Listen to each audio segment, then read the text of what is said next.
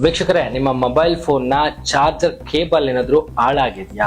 ಹಾಗಂದ್ರೆ ಏನಕ್ಕೆ ಹೇಳ್ತಾ ಇದ್ದೀನಿ ಅಂದ್ರೆ, ನಿಮ್ ಮೊಬೈಲ್ ಗೆ ಬರುವಂತ ಚಾರ್ಜರ್ ಕೇಬಲ್ ನ ನೋಡಿರ್ತೀರಾ, ತುಂಬಾ ಉಪಯೋಗಿಸಿ ಏನಾಗಿರುತ್ತೆ, ಎಲ್ಲೋ ಒಂದ್ ಕಡೆ ಕೇಬಲ್ ಕಟ್ ಆಗಿರುತ್ತೆ. ಹಾಗಂತ ನಾವು ಅದನ್ನ ಬಿಸಾಡಲ್ಲ, ಯಾಕೆಂದ್ರೆ ನಾವು ಇಂಡಿಯನ್ಸ್ ಅಲ್ವಾ, ಹೇಗೋ ಮಾಡಿ ಅದನ್ನ ಉಪಯೋಗಿಸ್ಬೇಕು ಅಂತ ಪ್ಲಾನ್ ಮಾಡ್ತೀವಿ. ಅದ್ರ ಜೊತೆಗೆ ನಾವು ಫಸ್ಟ್ ಮಾಡೋ ಕೆಲಸನೇ ಕೆಲವರು ಪ್ಲಾಸ್ಟರ್ನ ಹಾಕಿ ಸುತ್ತೀವಿ ಆ ವೈರ್ಗೆ, ಇಲ್ಲ ಅಂತ ಅಂದ್ರೆ ಕೆಲವೊಬ್ರು ಬಟ್ಟೆನ ಸುತ್ತುತ್ತಾರೆ, ಇನ್ ಕೆಲವರು ಪ್ಲಾಸ್ಟಿಕ್ ನ ಸುತ್ತುತ್ತಾರೆ. ಸೊ ಸುತ್ತು ಬಿಟ್ಟು ಆ ಕೇಬಲ್ ನ ಬಿಸಾಡ್ದಂಗೆ ನಾವು ಅದನ್ನ ಯೂಸ್ ಮಾಡಿ. ಹಾಗಾದ್ರೆ ಇದು ಸರಿನಾ ತಪ್ಪು ಅನ್ನೋದು ನಾವು ಯೋಚನೆ ಮಾಡ್ಲೇಬೇಕು. ಯಾಕಂದ್ರೆ ಈ ತರ ವಿಚಾರಗಳು ನಮ್ಮ ದೇಶದಲ್ಲಿ ಸಾಕಷ್ಟು ಕಡೆ ನಡೀತಾನೆ ಇರುತ್ತೆ.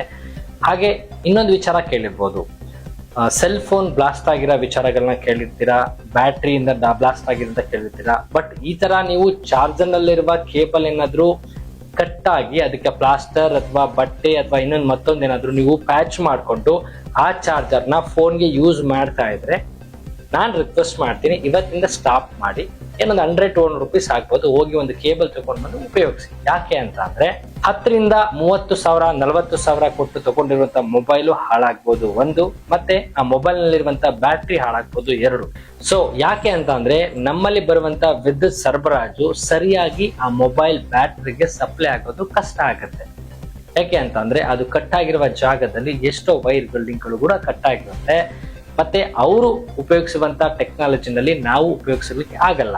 ಸೊ ಆದ್ರಿಂದ ನಿಮ್ಗೇನಾದ್ರೂ ನಿಮ್ಮ ಮನೆಯಲ್ಲಿ ಆ ತರ ವೈರ್ ಕಟ್ ಆಗಿದ್ರೆ ದಯವಿಟ್ಟು ಆ ಕೇಬಲ್ ನ ಚೇಂಜ್ ಮಾಡಿ ಹೊಸ ಕೇಬಲ್ ನ ತಕೊಂಡು ಉಪಯೋಗಿಸೋದು ಬಹಳ ಒಳ್ಳೇದು ಅಂತ ನಾನು ಹೇಳ್ತೀನಿ. ಮತ್ತಷ್ಟು ಸುದ್ದಿಗಳಿಗಾಗಿ ನೋಡ್ತಾ ಇರಿ ಪಬ್ಲಿಕ್ ನ್ಯೂಸ್ 24x7.